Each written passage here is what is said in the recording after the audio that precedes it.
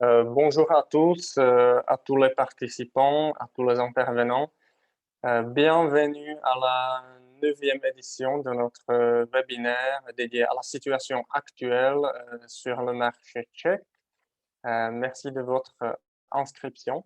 Avant de démarrer le webinaire, je voudrais tous, ou bien tous les membres qui sont entre vous, vous convier à l'Assemblée générale de la Chambre de commerce qui aura lieu en ligne la semaine prochaine, le 25 mars. Vous trouverez toutes les informations utiles sur notre site web à la une. Donc, n'hésitez pas à vous inscrire. Ce sera avec plaisir de vous accueillir à notre assemblée. Euh, je vais maintenant vous présenter le déroulé du webinaire d'aujourd'hui. On va commencer, mon collègue Joseph va commencer avec les actualités économiques, quelques sujets qui sont populaires actuellement dans les médias. Lenka va enchaîner avec les informations sur la situation sanitaire actuelle, les mesures en cours et aussi l'obligation des entreprises de réaliser les tests de leurs employés. Et à la fin, j'aurai le plaisir de donner la parole à Monsieur Roland Bourgeois, président de la Chambre et directeur de Saint-Gobain PAM, qui vous fera un petit retour d'expérience justement sur cette thématique des euh, tests COVID des employés. Bien entendu, vous pouvez poser la question par le module Question and Answers ou par le chat et on va prendre le temps à la fin. On va essayer de vous répondre. Donc, je passe la parole maintenant à Joseph. Merci Martin, bonjour à tout le monde, je m'appelle Joseph Muller, je suis conseiller à la Chambre de commerce franco-tchèque et du coup aujourd'hui je vais vous présenter quelques actualités économiques qui ont été le plus discutées dans l'espace médiatique et si vous avez des questions, n'hésitez pas à les poser. Alors le premier sujet c'est un update sur la situation dans le secteur de l'industrie parce que le message principal c'est que l'industrie tient malgré la crise. Parce que le mois de janvier dernier, qui n'était pas encore touché par le Covid, et pourtant l'industrie a réussi de croître d'une année sur l'autre d'un total de 0,9% ce janvier. Mais on doit aussi souligner qu'il s'agit d'un petit ralentissement, car l'industrie tchèque a ralenti de sa croissance de 2,5% en décembre 2020. Les secteurs qui ont le plus augmenté sont la production de structures métalliques et des produits métalliques. Ça a augmenté de 4,2% par rapport à janvier dernier. La production de produits chimiques de près de 10%. La production du matériel électrique qui a augmenté de 4%. Mais au contraire, la production des boissons a chuté de plus de 20%, la production alimentaire a diminué de 6%, et les réparations et les installations des machines ont chuté d'environ de 10%. Et aussi le secteur automobile, cette fois-là, a un petit peu diminué ce mois parce que à cause de l'effet du préapprovisionnement de la fin d'année et aussi à cause des problèmes de livraison des chips qui occurrent de plus en plus. La valeur des nouvelles commandes a chuté de 4,6%, mais les commandes de l'étranger ont augmenté de 5,5%, tandis que les nouvelles commandes nationales ont chuté de près d'un quart. La baisse d'une année sur l'autre a été principalement influencée par le fait que en janvier 2020, il y avait beaucoup de contrats à long terme qui ont été conclus. Euh, ce qui est aussi très intéressant, c'est qu'en février, il y avait presque 3000 sociétés commerciales qui ont été créées, ce qui représente presque 200 de plus qu'en janvier. Dans le même temps, à peu près 1000 sociétés commerciales ont disparu, ce qui est 240 moins de mois plus tôt. C'est un phénomène qui est très intéressant parce qu'en général, en février, il n'y a pas autant de sociétés nouvellement créées qu'en janvier. Et aussi grâce à la combinaison d'un nombre plus élevé des nouvelles sociétés, aussi de nombres plus faibles de celles qui ont disparu. Le nombre de nouvelles sociétés qui a disparu a également augmenté en février. Euh, Parce qu'en janvier, il y avait 18 sociétés nouvellement créées pour 10 sociétés qui ont disparu. Mais en février, il y avait déjà 24 sociétés, ce qui est le plus depuis l'année 2018. La plupart des sociétés commerciales ont été créées à Prague, dans la région de la Moravie du Sud et aussi dans la région de Moravie-Silésie. Donc, ce sont les trois régions où sont les trois villes principales en Tchéquie, Prague, Brno et Ostrava. Aujourd'hui, au total, il y a à peu près 550 000 sociétés qui sont enregistrées, mais à environ un tiers d'entre eux ne sont pas des sociétés actives. Donc, ils n'ont aucun emploi et aucune revenu. Donc, au total, il y a à peu près 380 000 sociétés actives.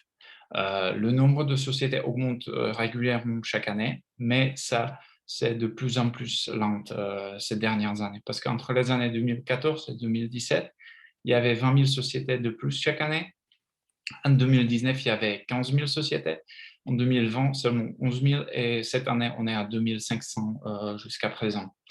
Au cours des 12 derniers mois, le nombre des sociétés commerciales le plus augmenté dans la région de Vysočina, où il y a 45 sociétés nouvellement créées pour 10 sociétés disparues. Et au contraire, le nombre des sociétés dans la région de Karlovy Vary diminue. Il n'y a que 4 sociétés nouvellement créées pour 10 qui ont disparu. Et en ce qui concerne le secteur d'activité, le nombre de nouvelles sociétés a augmenté le plus rapidement dans le transport et le stockage, avec 23 sociétés nouvellement créées pour 10 disparues. Au contraire, le nombre de sociétés dans le commerce diminue et il n'y a que 6 sociétés nouvellement créées pour 10 sociétés disparues, ce qui malheureusement confirme les tendances des derniers mois. Donc, deuxième sujet, deuxième tendance médiatique, ce sont les revenus des ménages en République tchèque, parce que le salaire moyen en République tchèque a augmenté de 6,5% à 38 000 couronnes tchèques, ce qui est à peu près 1 400 euros au dernier trimestre de l'année dernière. En termes réels, donc après prise en compte de la croissance de prix à la consommation, les revenus mensuels ont augmenté de presque 4%. Pour toute l'année, le salaire a augmenté de 4,4% et en termes réels, il a été supérieur de 1,2%. Selon les analystes, la croissance des salaires était due au paiement des bonus dans le secteur de la santé et due à la croissance des salaires dans l'éducation. Il ne faut aussi pas oublier le licenciement des employés à faible revenu qui avait aussi un impact. La médiane, c'est-à-dire la valeur moyenne des salaires, a augmenté de 5,4% et aujourd'hui, on est autour de 33 000 couronnes tchèques, ce qui est 1 260 euros. Et 80% des employés touchent un salaire entre 16 000 et 64 000 couronnes tchèques par mois. Et juste pour ajouter aussi le taux de chômage, qui était en février 4,3%, ce qui est par rapport à février de l'année dernière une augmentation de 1,3%. Et le nombre de chômeurs a augmenté à 84 000, tandis que le nombre de postes disponibles a diminué à 21 000 à peu près. Comme en janvier, il y a actuellement en moyenne 0,9 candidats pour un poste libre, mais il y a des différences entre les différentes régions. Parce que dans le district de Prague-Est, il y a en moyenne 0,1 candidat pour un poste libre, mais dans la région de Karviná, il y a déjà 12 candidats pour un poste. Selon les archives des autorités dans les régions de Prague, de la Bohême centrale, de la Moravie du Sud et de Plzeň, il y a le plus grand nombre des postes disponibles là-bas. Ce qui est aussi très intéressant, c'est que pour les hommes, le salaire médian était de 5 000 couronnes tchèques, ce qui est à peu près 200 euros, plus élevé que le salaire médian des femmes. Mais les salaires ont augmenté plus rapidement pour les femmes au dernier trimestre. L'air médian a augmenté de presque 7%, et pour les hommes, c'était 3,8%. L'une des raisons peut être que les femmes assez souvent travaillent aussi dans l'éducation ou dans le secteur de la santé et des services sociaux où les salaires ont augmenté le plus. Euh, les salaires les plus élevés sont toujours dans le secteur IT et dans le secteur de finance, mais comme j'ai déjà dit, le secteur de la santé et des services sociaux ce sont les secteurs qui ont le plus augmenté, autour de 14%. En revanche, les salaires ont baissé dans l'immobilier, la restauration et dans l'hôtellerie. Et selon les économistes, on prévoit une croissance plutôt similaire cette année aussi. Et pour vous donner une comparaison avec l'Allemagne, le salaire minimum, après ajustement pour tenir compte de la parité de pouvoir d'achat, en Tchéquie, au début de cette année, était à peu près à la moitié du salaire minimum en Allemagne. Donc, on peut dire que le salaire minimum est toujours très bas par rapport aux pays de l'OECD. Et l'une des raisons de la faible volonté de l'augmenter, c'est d'une part l'hypothèse selon laquelle l'augmentation de salaire minimum va aussi augmenter le taux de chômage, ce qui était pas confirmé par les études. Si on regarde le total des salaires payés, c'est-à-dire salaire moyen contre le nombre d'employés, nous étions en 2019 à environ 70% du niveau allemand, ce qui est mieux que le salaire minimum, mais il y a toujours la différence. L'augmentation peut se poursuivre au détriment de la baisse de la rentabilité des sociétés, mais cette méthode va bientôt toucher la limite. Donc, il faudrait plutôt se orienter vers une économie à plus forte valeur ajoutée. Mais cependant, le nombre de robots qui sont utilisés dans le secteur industriel en République tchèque est à peu près plus que moitié inférieur à celui de l'Allemagne. Donc, il y a des raisons pour lesquelles la productivité en général d'un employé tchèque est plus faible qu'en Allemagne. Et dernière tendance médiatique, c'est le succès de la société Pilulka. Pilulka est une plateforme digitale, une sorte de magasin en ligne qui couvre la pharmacie et la santé. La société Pilulka est devenue la star de la bourse de Prague parce qu'à son entrée en bourse, ses actions ont été vendues pour 500 crowns tchèques, ce qui est à peu près 19 €. Et aujourd'hui, il coûte presque 50 €. Le marché évalue l'entreprise à plus de 3,1 milliards de crowns tchèques. Et du coup, Pilulka est le stock le plus croissant de la bourse de Prague cette année avec une croissance de plus de 113%. Outre la République tchèque, Pilulka opère également en Slovaquie et en Roumanie, mais il prépare aussi l'expansion en Hongrie. Et selon les informations, ils envisagent aussi de s'exporter vers l'Ouest. Alors, on peut dire que la société Pilulka, entre guillemets, profite de la pandémie du Covid-19, mais les données des pharmacies classiques sont plutôt négatives, car selon les chiffres en République tchèque, le nombre de personnes qui s'achètent des médicaments sur ordonnance dans les pharmacies a considérablement diminué l'année dernière, parce que tout simplement, les gens ne vont pas chez leur médecin pour les prescriptions. Et cela se voit immédiatement dans la consommation des médicaments dans certaines catégories. Quelque part, c'est une baisse de dizaines de pourcents. Ce qui, par contre, présente un énorme intérêt, ce sont les tests. Mais il faut aussi dire qu'ils ne sont pas disponibles partout, toujours. Ce qui est aussi très intéressant, c'est le fait que la vaccination contre le Covid n'est pas possible dans les pharmacies en Tchéquie. Et l'État ne s'intéresse pas aux pharmacies ni en tant que distributeur des vaccins. De plus, la distribution à distance des médicaments sur ordonnance n'est pas autorisée en Tchéquie. Les députés ont maintenant tenté de changer cela, mais la Chambre tchèque de pharmacie et par exemple aussi la Société pharmaceutique tchèque sont fermement opposés à cette idée. À l'étranger, des médicaments sur ordonnance sont courants dans les pharmacies en ligne. En Allemagne, par exemple, où ça marche depuis 15 ans, la fourniture à distance de médicaments représente à peu près 10%. Merci beaucoup. Et maintenant, je vais passer la parole à ma collègue Lenka qui va vous présenter la situation actuelle autour du Covid et qui va enchaîner aussi en ce qui concerne les tests et la vaccination.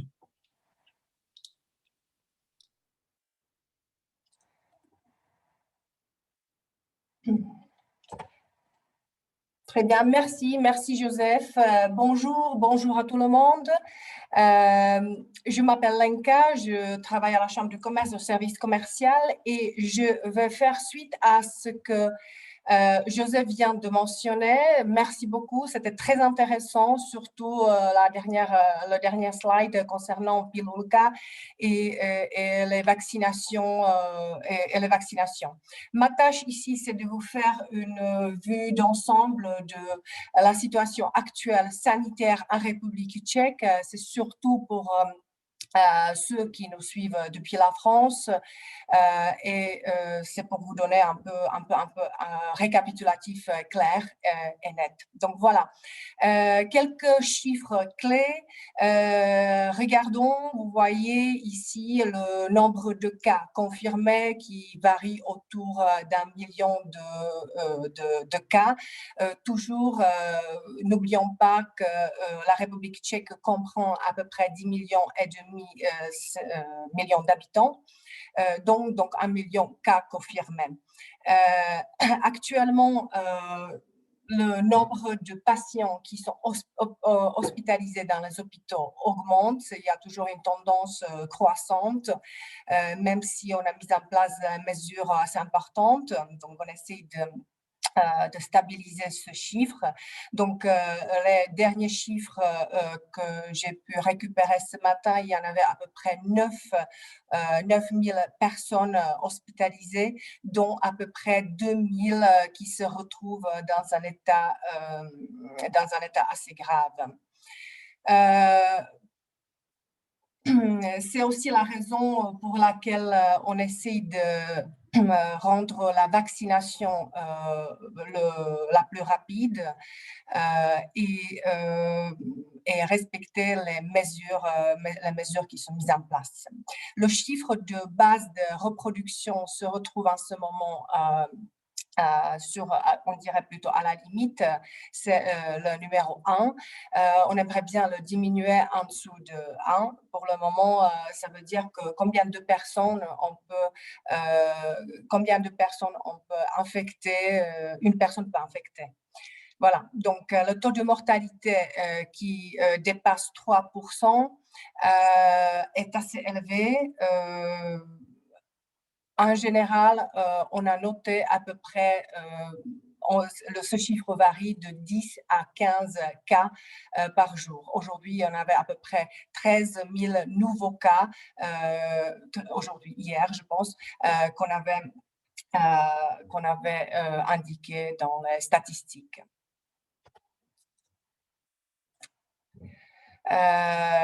Sur le graphique, vous pouvez voir une évolution des nouveaux cas durant ces 15 derniers jours. Donc, vous voyez que les chiffres, ça varie. Il y a des exceptions pendant le week-end. Il y avait à peu près 3 000 cas, mais toujours ça varie autour de 10 à 15 000 cas par jour, malheureusement. Le slide suivant montre une évolution pendant les derniers 12 mois. On peut voir qu'au moment où la pandémie elle a commencé en mars l'année dernière, les chiffres ils étaient assez stables pendant une période assez longue, mais plus tard ça a augmenté et ça a toujours à la tendance plutôt croissante. Donc, c'est aussi la raison pourquoi on a essayé de mettre en place le système le plus rapide de la vaccination. On vaccine à peu près pendant 2 mois. On a commencé en décembre 2020. Le gouvernement a introduit un système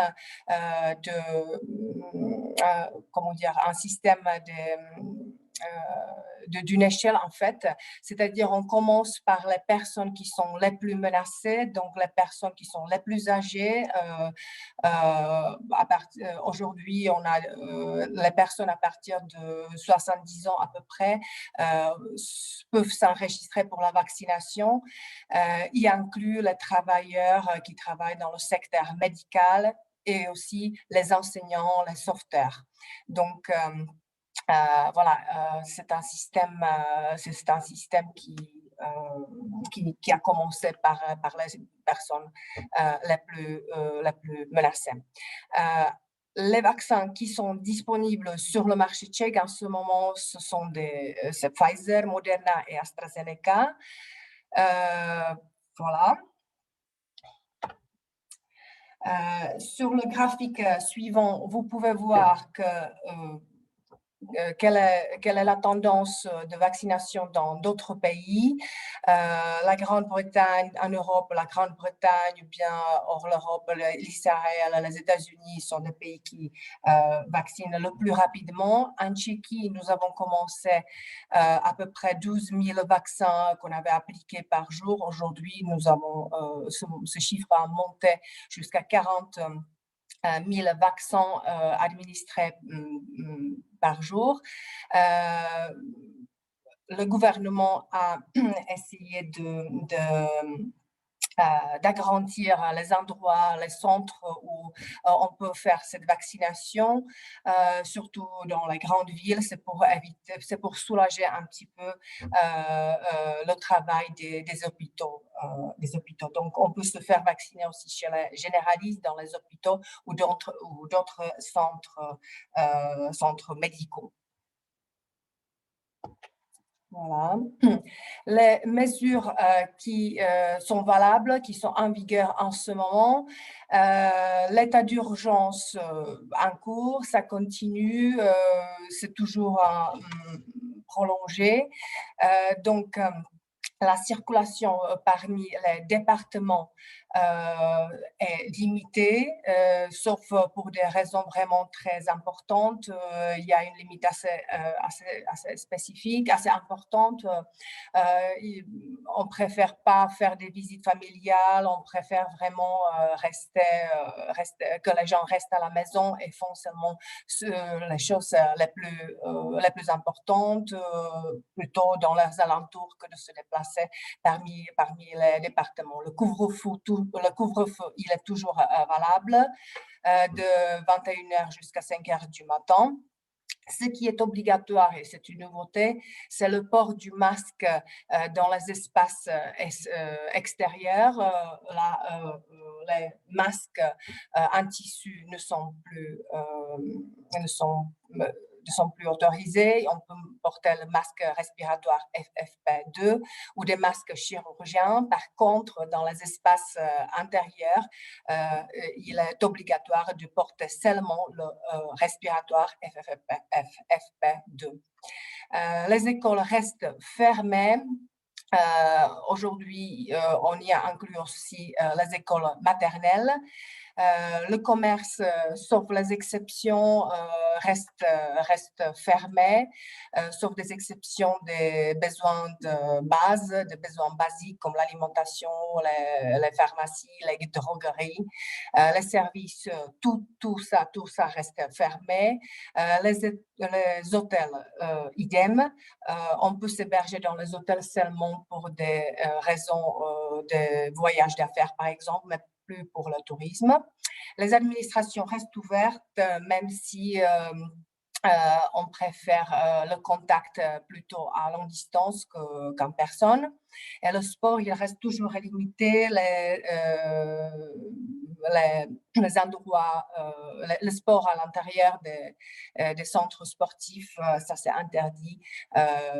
C'est valable aussi pour les pistes de ski, par exemple. Donc, ça, c'est toujours en cours, c'est toujours validé. Déplacement vers la République tchèque, on suit toujours la carte qui est divisée par la classification par couleur. Donc, en quittant votre pays, il est toujours indispensable de faire le test PCR, de l'avoir négatif. En arrivant en République tchèque, il faut le refaire. Pendant ce temps-là, jusqu'au moment en fait vous allez recevoir le résultat, il faut rester en isolement pour se rassurer. Donc, la carte par pays, c'est toujours valable. Ce qui est nouveau, et ça c'est assez important, ce sont des nouvelles mesures qui concernent les tests antigéniques qui sont à partir de plusieurs jours valables dans la société. Ça s'est passé par des phases. À partir du 3 mars, on a commencé dans les grandes entreprises. Maintenant, c'est valable pour toutes les entreprises, même les PME qui ont 10 personnes. Donc, les entreprises sont obligées de tester leur personnel. L'idée, c'est qu'à partir du 26 mars, il n'y a plus personne qui arrive dans leur lieu de travail sans le test. Donc, il y a plusieurs... L'idéal, c'est de faire un test une fois par semaine. Les entreprises peuvent acheter les autotests que les employés vont se faire par leurs soins chez des distributeurs qui sont inscrits sur la liste du ministère de la Santé. Ça, c'est important de dire. C'est pour pouvoir se faire rembourser après. Donc, soit les employés se font leurs tests par eux-mêmes, soit ils peuvent s'adresser aux prestataires externes certifiés. Le gouvernement ou l'assurance maladie rembourse ces tests par 60 couronnes par test par personne, donc au total 2400 couronnes par mois. Les calculs se font chaque fois à la fin de chaque mois. OK. Donc, les réalisations antigéniques, en pratique, ça doit se faire soit dans l'entreprise où il y a un espace dédié pour faire ce test. Et les résultats doivent être renseignés dans le formulaire Excel que l'entreprise, bien sûr avec des reçus, va déposer auprès de son assurance pour pouvoir être remboursé après. Il y a bien sûr des exceptions, des gens qui sont déjà vaccinés ou qui se retrouvent en télétravail. Ceux-ci ne doivent pas être testés. Et voilà. Remboursement, oui, une fois par mois, c'est ce que je viens de dire. Ce qui est important à noter, c'est que c'est une règle qu'il faut respecter sous peine d'une amende de 500 000 couronnes pour la société et 50 000 couronnes pour les employés. Donc, ils sont obligés de respecter cette nouvelle règle. Voilà, si vous voulez, n'hésitez pas à suivre notre site internet où nous essayons d'actualiser toutes ces informations assez régulièrement. Et voilà, je passe ma parole à M. Roland Bourgeois qui va vous donner des témoignages de la vie réelle. Merci Lenka, merci à tous. Encore une fois, soyez les bienvenus à ce webinaire.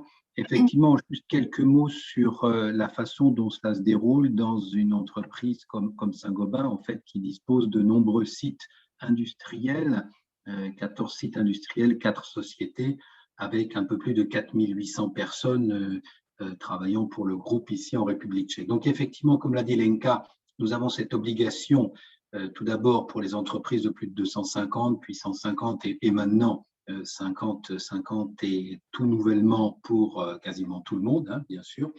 Donc, comment ça se passe? Ce dont nous sommes convenus au sein de Saint-Gobain, ce sont deux choses différentes. Dans les gros sites industriels, là où nous sommes nombreux, effectivement, nous avons fait appel à des sociétés externes qui s'occupent du contrôle, qui s'occupent donc des tests, avec du personnel qui est tout à fait équipé, complètement formé, et où on a organisé par série les tests dans des salles spécifiques où les gens arrivent avec leur masque, bien entendu, se font faire le test de la même façon qu'ils se font faire le test dans les centres de tests et de dépistage existants à travers le pays. Et puis, bien sûr, il y a les résultats qui sont envoyés au service d'hygiène directement et au sein de la société. Avec effectivement, pour la première semaine, lorsque cela a été lancé, un petit peu de difficulté de mise en œuvre parce qu'il fallait trouver, bien entendu, les tests en grande quantité et rapidement. Enfin, aujourd'hui, ça fonctionne bien. Et comme l'a dit Inka, il y a des variations dans les coûts. Mais voilà, c'est une question aussi de négociation. Alors, pour les bureaux, là où nous n'avons pas trop de gens, en fait, ce sont des tests, on fait le test nous-mêmes. C'est-à-dire qu'en fait, il y a une personne qui a été formée et qui supervise la réalisation des tests. Donc, cette personne, on a organisé une petite salle de réunion spécifique où nous entrons un par un. Et bien entendu, cette personne nous indique la marche à suivre et on fait nous-mêmes notre prélèvement dans le nez avec le petit sticker, on fait notre test nous-mêmes. Comment ça se passe? Ça se passe d'une façon simple, c'est lorsqu'on arrive dans nos bureaux, nous n'avons pas le droit de rentrer dans nos bureaux, nous restons près de la réception, bien entendu masqués normalement, nous passons chacun notre tour dans la salle et nous revenons, nous restons encore une fois à un endroit spécifique près de la réception pendant les 15 minutes dans l'attente du résultat. Et lorsque le résultat sort et qu'il est négatif, les employés, nous pouvons se rendre dans leur bureau et travailler, sachant encore une fois que le télétravail est une priorité. Le résultat, finalement, c'est très important de le faire en République tchèque, et même si les amendes sont très importantes, puisqu'elles peuvent monter à 20 000 euros, 500 000 couronnes pour chaque semaine, chaque fois que ce n'est pas fait, et 2 000 euros pour chaque employé. En fait, tout le monde le suit. Pourquoi? Parce qu'en fait, quelques cas positifs dans une entreprise, cela veut dire un nombre de personnes assez important en quarantaine. Et donc, quand vous avez des personnes en quarantaine autour de vous, vous risquez de fermer, bien entendu, un atelier. Et si vous fermez un atelier, si vous êtes en ligne directe, eh bien, vous avez des problèmes de production, voire de fermeture d'un site complet. Donc voilà, ça se passe bien, c'est important. C'est d'autant plus important que si vous regardez les chiffres que vous a mentionné Lenka, à proportion équivalente de population, les cas en République tchèque sont 3 fois plus élevés qu'en France.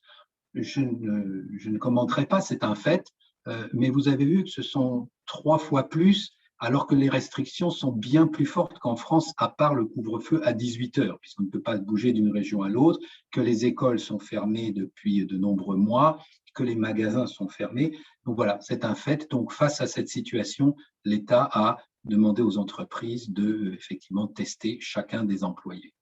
Le résultat, je peux vous dire qu'au sein des grandes entreprises, en particulier de Saint-Gobain, en fait, les résultats des tests positifs sont inférieurs à la moyenne nationale. Voilà, donc on va voir, sur les 2 premières semaines, c'est inférieur à la moyenne nationale. Donc, probablement, les grandes et moyennes entreprises ont été plus vertueuses dès le début en mettant en place des systèmes internes de contrôle et de précaution. Peut-être que les petites entreprises, voilà, on va voir les résultats dans les semaines qui vont venir. En tout cas, ça ne peut aller que dans le bon sens. Voilà, donc je voulais simplement échanger avec vous quelques éléments très pratiques sur la façon dont ça se passe. On s'est posé des questions, ça va être compliqué, les employés vont-ils accepter? Et finalement, déjà, après deux tests, 2 semaines, c'est rodé, et de toute façon, nous n'avons pas le choix, et ça se passe bien, et c'est accepté. Et donc, à partir d'aujourd'hui, comme l'a dit Lenka, c'est valable pour tous les sites industriels, pour tous les bureaux. Ce sont non seulement nos employés, mais ce sont également tous les prestataires extérieurs. Aucun ne peut pénétrer sur un site industriel, aucun ne peut pénétrer dans des bureaux si cette personne ne peut pas présenter un test négatif de moins d'une semaine, enfin à vérifier à chaque fois, sachant qu'on peut se faire rembourser régulièrement. Pour les entreprises, 1 fois par semaine, mais pour les particuliers en République tchèque, c'est même 2 à 3 fois par semaine de mémoire pour les tests antigènes. Voilà un exemple concret.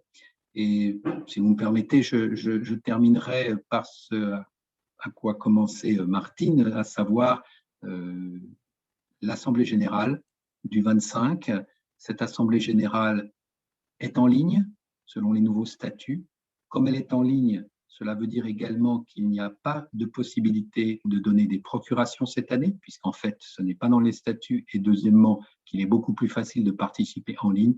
Donc, si vous nous écoutez, ceux qui participent aujourd'hui à ce webinaire, que ce soit pour vous ou pour toutes les entreprises ou toutes les personnes que vous connaissez, passez bien le message. Le 25, Assemblée générale en ligne, et soyez présents. Je vous remercie pour votre attention. Merci, M. Bourgeois. Merci, Lenka, Joseph, pour vos interventions. À côté de l'Assemblée générale, bien entendu, on travaille sur d'autres événements. Avec la Komerční banka, avec la KB, on organise une nouvelle édition de Quo Vadis qui aura lieu le 30 mars. Et le 14 avril, numéro 10 de notre webinaire Situation actuelle. Donc, n'hésitez pas à vous inscrire. En ce qui concerne la question, on n'a pas de questions pour l'instant, mais on en a reçu quelques-unes en amont du webinaire. Je vois encore Roland qui lève sa main virtuelle, donc je lui redonne la parole. Oui, merci tout simplement parce qu'effectivement, il y a une question qui vient de m'être posée si au niveau du groupe Saint-Gobain, nous sommes bien approvisionnés en tests. Bien, comme je l'ai dit tout à l'heure, la première semaine, il a fallu que nos services achats se démènent parce qu'en fait, nous avions cette obligation dès la première semaine du mois de mars, à partir du 5, donc du 5 au 12, nous devions le faire, donc ça n'a pas été très facile. Et donc non, il n'y a pas de difficulté, il n'y a pas pour l'instant de manque de tests sur le marché qui a bien réagi. Voilà, de notre côté, non. J'espère que c'est le cas pour tous. Et Lenka, peut-être vous pouvez en dire un petit mot si vous avez quelques informations, mais pour nous, non. Pour l'instant, ça va. La difficulté, c'était la première semaine de mettre tout en place très rapidement, effectivement. Oui, je ne peux que confirmer que selon mes informations ou selon les informations de nos clients, voilà, c'était de faire tout ça rapidement, au moment voulu. En ce moment, c'est plutôt une question de prix, négociation des prix, parce que les tests, comme je l'ai déjà indiqué, peuvent varier. Le prix de ces tests peut varier de 60 à plusieurs centaines de couronnes. Donc, ça c'est plutôt ça, mais c'est pas qu'il y en a pas sur le marché, c'est pas ça. Juste peut-être une remarque là-dessus aussi, il y a, et ce sera notamment le cas pour les petites entreprises comme nous, qui vont opter pour les autotests de leurs employés, il y a une liste des tests qui sont référencés, qui sont certifiés, autorisés par l'administration de la santé. Donc, il faut faire attention à ça, de choisir un test qui a bien toutes les certifications et dont les résultats sont donc pertinents et acceptés. Voilà. Donc, je fais encore un petit retour sur les questions qui nous ont été posées en amont. Une question par rapport aux aides qui sont disponibles pour les auto-entrepreneurs ou les personnes qui travaillent avec leur Živnostenský list ici en Tchéquie. Nous sommes en train de rédiger un article qui résume justement les aides pour les compensations pour les auto-entrepreneurs, qui va dans quelques jours apparaître sur notre site internet. Donc, si vous pouvez regarder les actualités la veille Covid sur notre site, toutes les informations seront là avec la dernière mise à jour. Deuxième question qui nous a été posée, c'était au sujet de la réforme du système de l'impôt des personnes, d'imposition des personnes physiques, qui est entrée en vigueur avec le début de cette année. Pour donner vraiment une information basique, cette réforme consistait notamment en suppression du système du salaire super brut. Jusqu'à la fin de l'année dernière, on calculait nos impôts, je parle des impôts des salariés, à partir du salaire brut, plus les charges patronales qui sont égales à quelques 34% du salaire brut. Ça veut dire que le taux d'imposition, taux d'impôt 15%, se calculait sur la base de 134% de notre salaire brut. Bien évidemment, c'était un système assez compliqué, assez originel, mais on a décidé de le supprimer. Donc, à partir de cette année, on calcule nos impôts à partir du salaire brut, comme habitué partout. Et le taux d'imposition restait le même, ça veut dire 15%, ce qui fait en sorte que techniquement, l'imposition des salariés a baissé.